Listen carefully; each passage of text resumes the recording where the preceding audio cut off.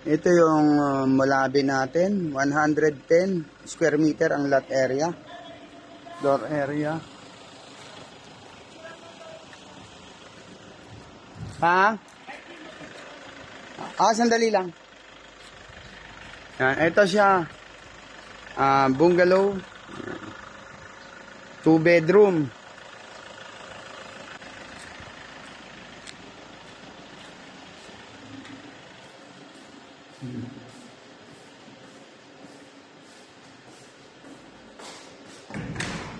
Ayan, CR niya.